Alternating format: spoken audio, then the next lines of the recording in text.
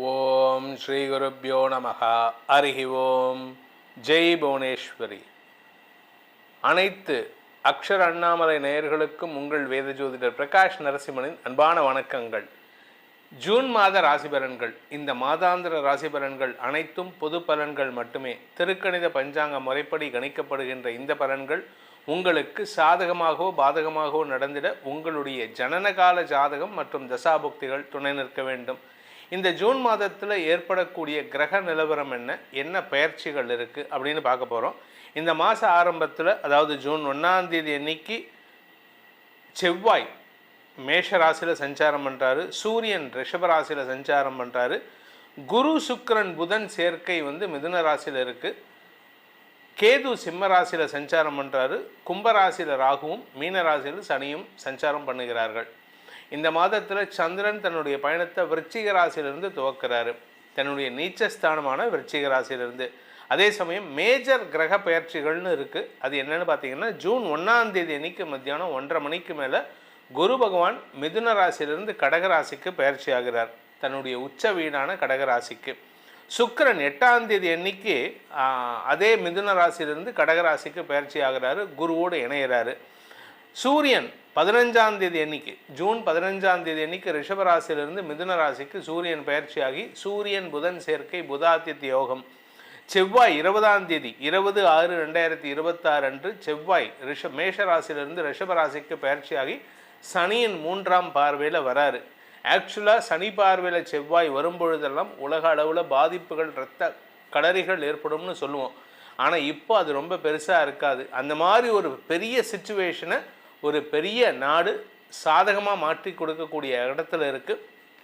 அதுக்கு காரணம் என்னென்னா, அந்த சனி பகவானுக்கு குருவின் பார்வை, உச்ச குருவின் பார்வை இருக்குது. அதனால் இந்த மாதத்தில் கடைசி பெயர்ச்சின்னு பார்த்தீங்கன்னா 22/6/2026 அன்று புதன் மிதுன ராசியிலிருந்து கடகராசிக்கு பயிற்சி ஆகிறார். இதுதான் இந்த மாதத்தில் ஏற்படக்கூடிய கிரக பயிற்சிகள். இந்த மாதத்தை பொறுத்த வரைக்கும் இந்த கிரக பயிற்சிகள் உங்களுக்கு சாதகமாக இருக்குமா என்னங்கிறத பார்க்க போகிறோம்.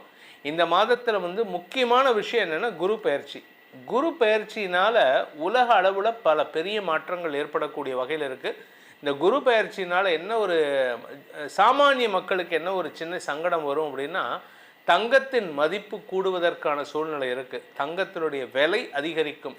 பொதுவாக நீங்கள் 12 வருஷத்துக்கு ஒரு தடவை குரு கடகராசிக்கு வரும்பொழுதெல்லாம் தங்கத்தினுடைய விலை ஒரு லெவல்லேருந்து அடுத்த லெவலுக்கு போகிறதுக்கான சூழ்நிலை அமையும். அப்படி தான் இது கடந்த காலங்களில் குருவுடைய வளர்ச்சியினால், குருவுடைய மாற்றத்தினால் தங்கத்தின் விலை உயரக்கூடிய வாய்ப்புகள் ஏற்பட்டிருக்கு. அப்படிப்பட்ட ஒரு சிச்சுவேஷனில் நம்ம இருக்கோம். இதில் இன்னொரு நல்ல விஷயம் என்னென்னா, லோக குருன்னு சொல்லக்கூடிய பாரத தேசம் அடுத்தவங்களுக்கு உதாரணமாக நல்ல வழிகாட்டியாக இருக்கக்கூடிய வகையில் இருக்க போகிறது. இனி இந்த மாதம், ஜூன் மாதம் உங்களுக்கு உங்கள் ராசிக்கு எப்படிப்பட்ட பலனை அடையப் போகிறீர்கள்னு பார்க்க போகிறோம். வாருங்கள் ஆராய்வோம். மேஷ ராசி நண்பர்களுக்கான ஜூன் மாத பலன்கள். மேஷராசியை பொறுத்த வரைக்கும் பதவியை மாற்றக்கூடிய நற்செய்திகள் வரும். சிலருக்கு வெளிநாடு பிரயாணத்துக்கான முயற்சியில் ஈடுபடுவீங்க. ஆனால் அது உங்களுக்கு ஒரு தடுமாற்றத்தை ஏற்படுத்தும். வீட்டில் இருக்கிறவங்களால் அது அக்செப்ட் பண்ணிக்க முடியாத சூழ்நிலையில் இருக்கீங்க. இந்த மாதம் நீங்கள் எதிர்பார்த்தீங்கன்னா அது உங்களுக்கு சங்கடத்தை ஏற்படுத்தும். படிக்கின்ற குழந்தைகள் தங்களுடைய படிப்பு சார்ந்த விஷயங்களில் சற்று மனச்சலனம் சந்திக்கிறதுக்கான சூழ்நிலை இருக்குது. அதனால் ஜூன் மாதத்தை பொறுத்த வரைக்கும் படிப்பில் கொஞ்சம் கெட்டியாக இருங்க, கொஞ்சம் கவனமாக இருங்க. பொதுவாக இந்த 2ஆம் இடத்துல சூரியன் இருக்கார், அதாவது செவ்வாயின் பார்வையில் சூரியன் வரார், சனியின் பார்வையில் சூரியன். இதில் ராசியிலே செவ்வாய் இருக்கார். இந்த மாதம் 20ஆம் வரைக்கும் ராசியில் இருப்பார். அதுக்கப்புறம் 2ஆம் இடத்துக்கு போகிறதுனால நீங்கள் யாருக்கிட்டையாவது சண்டை போட்டுட்ருப்பீங்க. இந்த மாதம் ஏதாவது ஒரு காரணம், ஒன்றுமே உப்புச்சப்பு இல்லாத காரணத்துக்கு நீங்கள் சண்டை போடுவீங்க. முடிஞ்ச வரைக்கும் அடுத்தவங்க கிட்ட பேசும்பொழுது தேவையில்லாத வாக்குவாதங்களை தவிர்ப்பது நல்லது. ஒரு கேள்வி கேட்டால் அதுக்கு பதில் சொல்லணும். எதிர்கேள்வி கேட்டிங்கன்னா தேவையில்லாத சங்கடம் வரும்.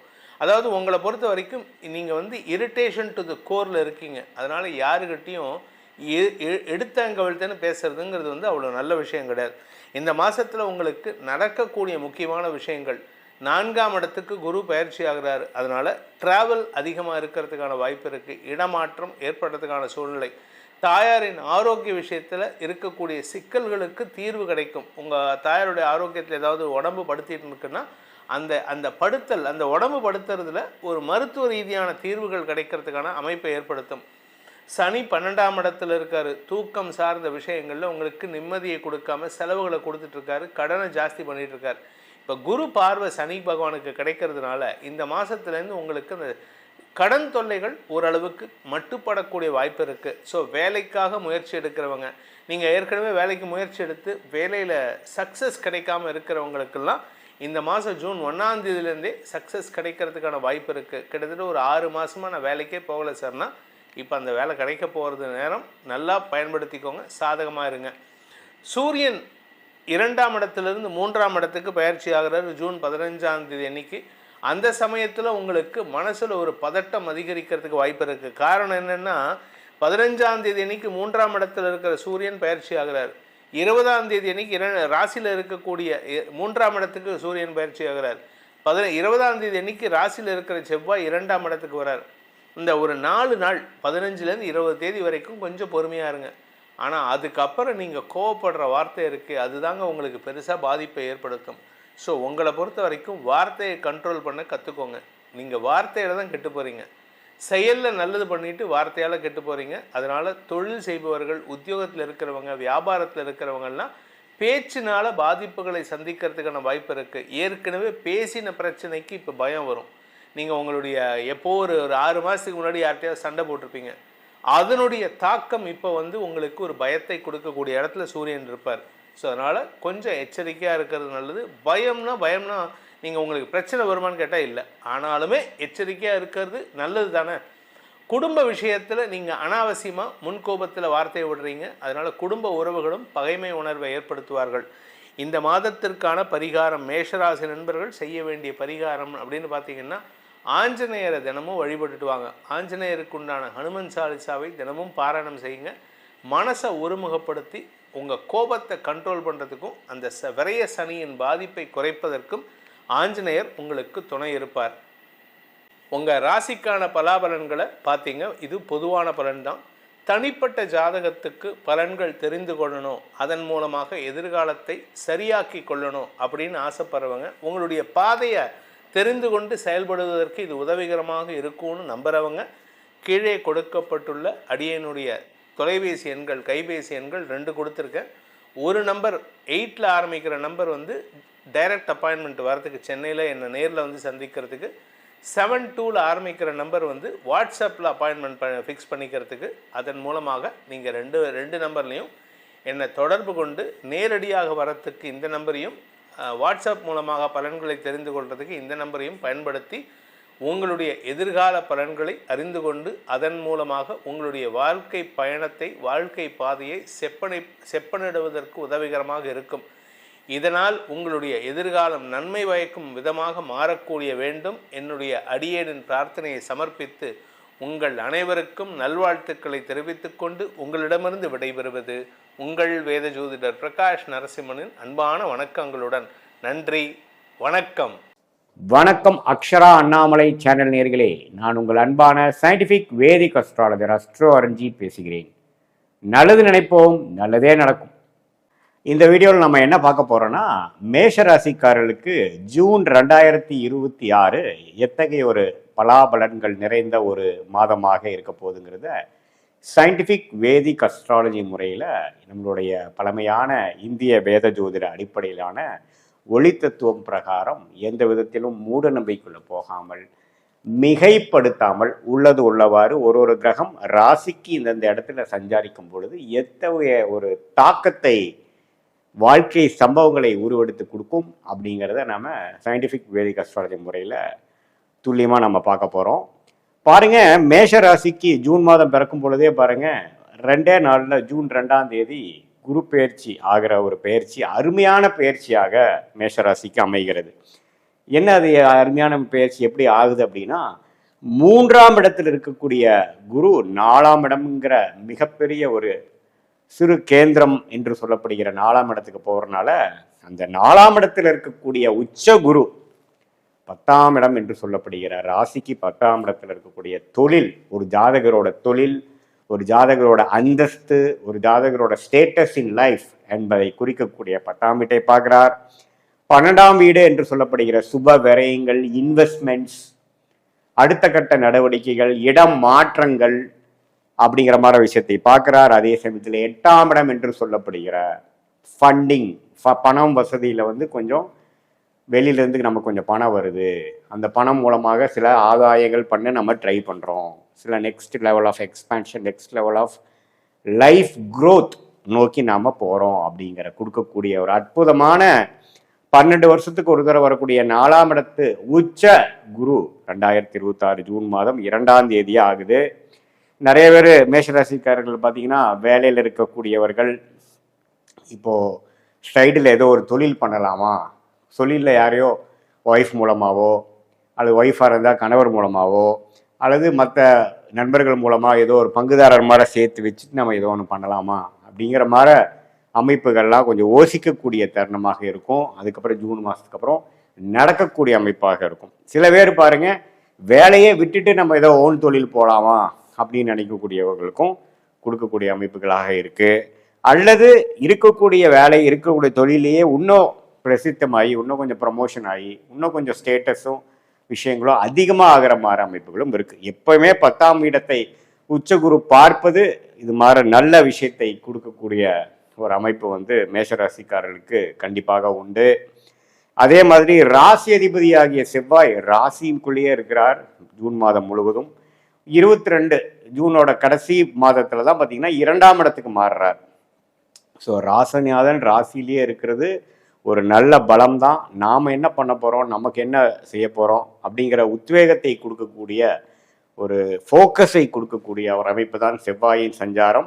மேஷத்திலேயே பெரும்பாலான நாட்கள் ஜூன் மாதம் இருக்கிறது கொடுக்குதுங்க. அதே சமயத்தில் சில கோபதாபங்கள் வரலாம். ஏன்னா செவ்வாய்ங்கிற கோபகாரகன் ஆகிய ஒரு ரெட் ஹாட் பிளானட் ராசிக்குள்ளேயே இருந்து எந்த ஒரு சுப பார்வை பெறாமல் இருக்கிறார். அதனால் கொஞ்சம் அப்பப்போ ஃப்ரஸ்ட்ரேட் ஆகிறது, இரிட்டேட் ஆகிற விஷயங்கள்லாம் கொஞ்சம் வந்துட்டு போகக்கூடிய அமைப்புகள் இருக்குது. கொஞ்சம் அதெல்லாம் கொஞ்சம் கண்ட்ரோலில் வைக்கணுங்கிறது ரொம்ப முக்கியமான ஒரு அமைப்பு. அதே மாதிரி சுக்கிரன், அதே மாதிரி புதன், இது எல்லாமே 3ஆம் இடத்திலே நீடித்திருந்து மாதத்தின் செகண்ட் ஹாஃப்க்கு அப்புறம் தான் சூரியன், சுக்கிரன், புதன் எல்லாரும் வாருங்க ஒரு ஜூன் மிடில் உங்களுக்கு வந்து மாறுறாங்க. ஸோ என்ன மாறுறாங்க, 3ஆம் இடத்துக்கு சூரியனும் மாறும் பொழுது சுக்கிரனும் புதனும் 4ஆம் இடத்துக்கு வராங்க. ஸோ 4ஆம் இடங்கிறது போய் குருவோட சேரும் பொழுது இன்னுமே இடம் சார்ந்த பொருள்கள், வீடு, வண்டி, வாகனம், தொழில் மேன்மை, அது மாதிரி விஷயத்துக்காக நம்ம கொஞ்சம் ஆடம்பர விஷயத்துக்காகவோ ஒரு தொழில் முனைப்புக்காகவோ நம்ம இன்வெஸ்ட்மெண்ட்ஸ் பண்ண போகிறோம், ஒரு முயற்சி எடுக்க போகிறோம். சம்டைம்ஸ் ஒரு ஆர்சி எடுக்கிறதா இருக்கட்டும், ஒரு ஆஃபீஸ் ஓப்பன் பண்ணுறதா இருக்கட்டும், ஒரு விசிட்டிங் கார்டு அடிக்கிறதா இருக்கட்டும், ஒரு புதிய டொமைனுக்குள்ளே போகிறதா இருக்கட்டும், நான் இதுதான் பண்ணுறேன், this is my position, this is my பிஸ்னஸ்ங்கிற அடுத்தவங்களுக்கு நான் அறிமுகப்படுத்துகிறதா இருக்கட்டும், அது மாதிரி விஷயங்கள். அதே மாதிரி வீட்டுக்கு வேணுங்கிற வசதிக்காக வேணுங்கிற ஒரு பொருட்களை வாங்குறதா இருக்கட்டும், வண்டி வாகனத்தை அப்கிரேட் பண்ணுறதா இருக்கட்டும், சின்ன வண்டியை கொடுத்து பெரிய வண்டி வாங்குறது, அது மாதிரி சில விஷயங்கள் எல்லாம் ஒரு ஆரம்பகட்ட ஒரு அற்புதமான ஒரு மனநிலை, அதுக்கு தகுந்த மாதிரி இன்வெஸ்ட்மெண்ட், அதுக்கு தகுந்த மாதிரி பொருள் வரவு, இது எல்லாத்தையுமே கொடுக்கக்கூடிய ஒரு அற்புதமான மாதமாக மேஷராசிக்கு இந்த ஜூன் மாதம் 2026 வந்து பிற்காலத்தில் வரக்கூடிய அந்த குரு பெயர்ச்சி பலன்களோட அடுத்தடுத்து வரக்கூடிய பலன்களுக்கு ஒரு ஃபவுண்டேஷனாக, ஒரு அடிப்படை அமைப்பை கொடுக்கக்கூடிய அமைப்பாக மேஷராசிக்காரர்களுக்கு இந்த கடகத்தில் உச்சம் பெறக்கூடிய குரு கொடுக்குறார். அவரோட சேரும் சுக்கிரன், அவரோட சேரும் புதன், இது எல்லாமே நல்ல அமைப்பை கொடுக்குறாங்க. மாணவர்கள் மேஷராசிக்காரர்கள் பார்த்தீங்கன்னா நல்லா படிக்கக்கூடிய அமைப்பு, படிப்புல வந்து நல்லா தேர்ச்சி பெறக்கூடிய அமைப்பு, மெமரி பவர் கொஞ்சம் ஷார்ப்பாகிற அமைப்பு, இது எல்லாமே புதன் சுக்கிரனோட சேர்வதனாலையும் புதன் உச்ச குருவோட சேர்வதனாலையும் உங்களுக்கு வந்து மாதத்தின் செகண்ட் ஹாஃப்ல இருந்து ஓரளவுக்கு அவங்களுக்கு பிடிச்ச கோர்ஸ் ஜாயின் பண்ணுறது, அவங்களுக்கு பிடிச்சதா ஒரு அமைப்பு போய் நல்லா படிக்கிறது, காம்படிட்டிவ் எக்ஸாம்ஸ் எழுதுகிறவங்க வந்து நல்லா பெர்ஃபார்ம் பண்ணுறதுங்கிற மாதிரி ஒரு நல்ல பலன்களை புதன் கொடுப்பதனால மேஷராசிக்காரர்கள் அதுலேயும் பார்த்திங்கன்னா ஒரு நல்ல சேஞ்சஸ், அதாவது காம்படிட்டிவ் எக்ஸாம் எழுதுகிற மாதிரிலாம் இருந்தாலும் சரி, மாணவர்களாக இருந்தாலும் சரி, டெக்னிக்கல் துறையில் இருக்கிறவங்களா இருந்தாலும் சரி, அதே மாதிரி மீடியா துறையில் இருக்கக்கூடியவங்களுக்கும் சுக்கிரன் குருவோட சேர்றதுனால கொஞ்சம் ரெகக்னிஷன், சில லாபங்கள்லாம் கிடைக்கக்கூடிய ஒரு அற்புதமான ஒரு மாதமாக இருக்கிறதுங்க.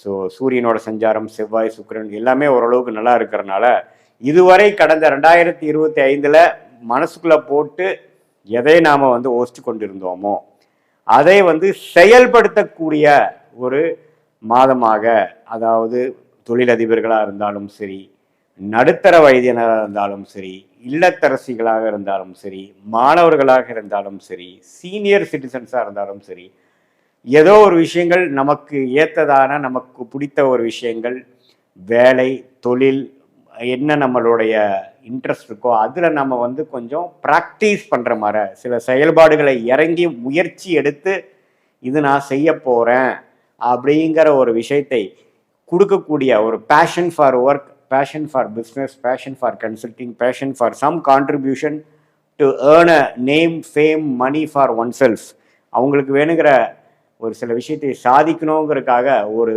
முனைப்போட, பேஷனோட இறங்கும் தருவாயாக இருக்கக்கூடிய ஒரு அற்புதமான ஒரு மாதமாக 12 வருஷத்துக்கு ஒரு தடவை வரக்கூடிய குரு பெயர்ச்சி உச்ச குருவாக கடகத்திலிருந்து 4ஆம் வீட்டுக்கு மேஷராசிக்கு வரக்கூடிய அமைப்பாக இருக்கிறதுங்க. இது ஒரு பொதுவான பலனே தவிர உங்களுடைய ஜென்ம ஜாதகத்தில் என்ன தசாபுக்திகள் போய்கொண்டிருக்கிறது, தசநாதன் எப்படி இருக்கிறார், புக்திநாதன் எப்படி இருக்கிறார், தசநாதனும் புக்திநாதனும் இப்போ கோச்சாரத்தில் நம்ம எது மாதிரி அமைப்பில் போகிறாங்க, உங்கள் லக்னம், நீங்கள் என்ன லக்னத்தில் பிறந்தீங்க, மேஷத்தில் நீங்கள் எந்த ராசி, அஸ்வினி நட்சத்திரமா, மேஷ ராசியில் வந்து நீங்கள் என்ன நட்சத்திரம், அஸ்வினியா, பரணியா, கிருத்திகையாங்கிறதெல்லாம் பொறுத்து உங்களுக்கு என்ன தசாபுக்திகள் போய் கொண்டிருக்கிறது வைத்து இன்னுமே துல்லியமான பலன்கள் கொடுக்கலாம். ஏன்னா இப்போ சனி வந்து விரயசனியாகவும் மேஷராசிக்கு போய் கொண்டிருக்கிறது, ராகு 11ஆம் இடத்திலும், கேது 5ஆம் இடத்திலும் இருக்கிறார். ஸோ இதையெல்லாம் வைத்து உங்களுடைய தசாபுக்தியையும் வைத்து பார்க்கும் பொழுதுதான் பிறந்த தேதி, பிறந்த நேரம், பிறந்த ஊரை வைத்து வரக்கூடிய ஜாதகத்தில் வரக்கூடிய லக்னம், அந்த லக்னத்துக்கு ஏற்ற தசை, அந்த தசைகளில் இருக்கக்கூடிய புக்தி, அந்த புக்திநாதன் தசநாதன் உங்கள் ஜாதகத்தில் எந்த மாதிரி இருக்கிறாங்கிற பொறுத்து துல்லியமான பலன்கள். இப்போ நம்ம பேசின கோச்சார அமைப்பையும் சேர்த்தி அதே மாதிரி தசாபுக்திகள் பலனையும் பார்க்கும் பொழுது அடுத்த வரக்கூடிய ஷார்ட் டேர்ம் எப்படி இருக்குது, அடுத்த வரக்கூடிய லாங் டேர்ம் எப்படி இருக்குது, அடுத்த வரக்கூடிய உங்களுடைய வாழ்க்கை பயணம் எந்த திசையில் திரும்புகிற மாதிரி இருக்குது, எது மாதிரி சாய்ஸஸ் நீங்கள் எடுக்கிறது நல்லது, எது மாதிரி சாய்ஸ் நமக்கு சரியாக வராது, அதோட டைம்லைன்ஸ் என்ன, எந்த நேரத்தில் அது நடக்கிற மாதிரி இருக்குது, சீக்கிரமாக நடக்கிற மாதிரி இருக்கா, கொஞ்சம் டிலேவோடு நடக்கிறதா நல்லா இருக்கா, அப்படி தான் காட்டுதா, எது நமக்கு நல்லபடியாக அமையும், எப்போ வேலை மாறலாம், எப்போ தொழில் விருத்தி அடையும், எப்போ கடன்கள் குறையும், எப்போ உடல்நல கோளாறு பிரச்சனை இருந்து வெளியில் வருவோம், எப்போ குழந்தை செல்வம் நமக்கு கிடைக்குங்கிற மாதிரி எல்லா விஷயங்களும் நம்மளுடைய பிறந்த தேதி, பிறந்த நேரம் பொழுது வைத்து வரக்கூடிய திருக்கணித பஞ்சாங்கம் முறையாக வரக்கூடிய அந்த ஜாதகத்தை போட்டு அதில் வரக்கூடிய தசாபுக்திகளை வைத்து ஸ்தானபலம்,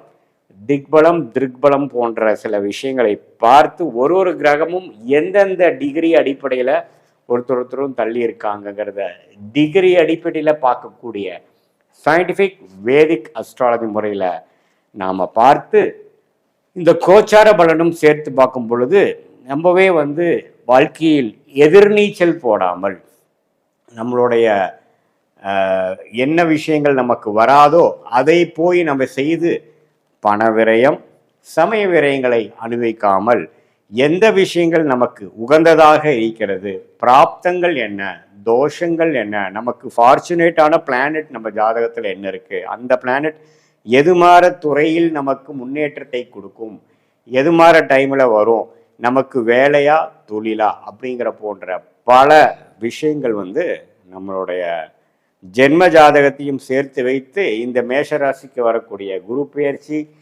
செவ்வாய், சுக்கிரன், புதன் எல்லா பெயர்ச்சிகளும் சேர்த்து வைத்து பார்க்கும் பொழுது சயின்டிஃபிக் வேதிக் அஸ்ட்ராலஜி முறையில் முறைப்படி நம்ம பார்த்து அதுக்கு வேணுங்கிற நம்ம கிளாரிட்டியை எடுக்கும் பொழுது வாழ்க்கையில் சரியான நேரத்தில் சரியான முடிவுகளை எடுத்து வாழ்க்கையில் எளிதில் வெற்றி பெற முடியும் என்று சொல்ல விரும்புகிறேன்.